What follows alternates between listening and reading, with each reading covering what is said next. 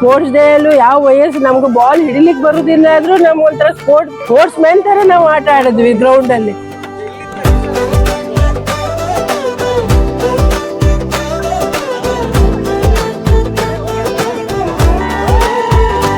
ಎಲ್ಲ ಸಂಬಂಧಗಳು ಯಾವ ಮೂಲೆಯಲ್ಲಿದ್ದವರು, ಕುವೈತ್ ಅಲ್ಲಿ ಇದ್ದವರು, ಲಂಡನ್ ಅಲ್ಲಿ ಇದ್ದವರು ಎಲ್ಲರೂ ಬಂದು ನಮ್ ಜೊತೆ ರಾತ್ರಿ ಮಲಗಬೇಕಾದ್ರೂ 12-1 ಗಂಟೆ.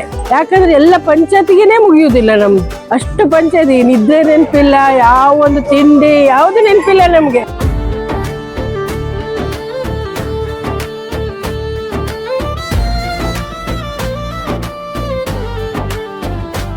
ಒಟ್ಟಾರೆಯಾಗಿ ಹೇಳುವುದಾದ್ರೆ ನಮ್ಮ ಕಚೇರಿಯ ಜಂಜಾಟಗಳಿರ್ಬೋದು, ವೈಯಕ್ತಿಕ ಜೀವನದ ಜಂಜಾಟಗಳಿರ್ಬೋದು, ಅದೆಲ್ಲವನ್ನೂ ಬದಿಗಿಟ್ಟು 25ರಿಂದ 28ನೇ ತಾರೀಕುವರೆಗೆ ನಾವೆಲ್ಲರೂ ಸೇರಿ ಸಂತೋಷ ಪಡಬೇಕು, ನಾವೆಲ್ಲರೂ ಒಬ್ರಿಗೊಬ್ರು ಸೇರಿ ಮಾತಾಡಿ ಖುಷಿ ಪಡಬೇಕು ಅಂತ ಹೇಳುವ ಕಾರಣಕ್ಕೋಸ್ಕರ ನಾವೆಲ್ಲರೂ ಇವತ್ತು ನಮ್ಮೆಲ್ಲಾ ಜಂಜಾಟಗಳಿಗೆ ತಿಲಾಂಜಲಿಯನ್ನಿಟ್ಟು 4 ದಿನಗಳ ಮಟ್ಟಿಗೆ ನಾವಿಲ್ಲಿ ಸೇರಿದ್ದೇವೆ.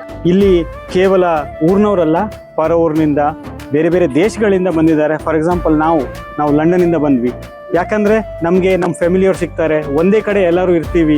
ಆ ಹಳೆ ನೆನಪುಗಳು, ಆ ಹಳೆ ಥಾಟ್ಗಳು, ಆ ಒಂದು ಬಾಂಡಿಂಗ್ ಅದನ್ನ ವಾಪಸ್ ನಾವು ರೀಜ್ಯೂನೇಟ್ ಮಾಡ್ಬೋದು ಅಂತ. ಈಗ 3 ವರ್ಷದಿಂದ UK ಅಲ್ಲಿದ್ದೆ. ಅಲ್ಲಿ ಹೋದ್ಮೇಲೆ ಗೊತ್ತಾಯ್ತು ಸಂಬಂಧದ ಬೆಲೆ ಅಂತ ಅನ್ಕೊಂಡು. ಯಾರು ನಮ್ಮವ್ರು ಅನ್ಕೊಂಡಿಲ್ಲ, ಹೊರಗಿನ ಭಾಷೆಯವರು ಎಲ್ಲ ಸಿಕ್ಕಿದಾಗ ಮನೆಯವ್ರು ಎಷ್ಟು ಇಂಪಾರ್ಟೆಂಟ್, ಸಂಬಂಧಗಳು ಎಷ್ಟು ಇಂಪಾರ್ಟೆಂಟ್, ಅದ್ರದ್ದೆಲ್ಲ ಇಂಪಾರ್ಟೆನ್ಸ್ ಗೊತ್ತಾಗು ಸ್ಟಾರ್ಟ್ ಆಯ್ತು ಅಲ್ಲಿ ಹೋದ್ಮೇಲೆ. ಇಲ್ಲಿಗೆ 1 ತಿಂಗಳು ನಾನು ಬಂದದ್ದು ಸಾರ್ಥಕ ಆಯ್ತು ಅಂತೇಳಿ ನಂಗೆ ಫೀಲಿಂಗ್ ಇತ್ತು. ಒಂದು ಸಹ ವೇಸ್ಟ್ ಆಗಿಲ್ಲ, ಒಂದ್ ದಿನ ಸಹ. ಪ್ರತಿ ಕ್ಷಣ ಇಲ್ಲಿ ಎಂಜಾಯ್ ಮಾಡಿದ್ದೆ ಎಲ್ಲರೊಟ್ಟಿಗೆ. ಊಟ, ಉಪಚಾರ, ಸಂಬಂಧಗಳು.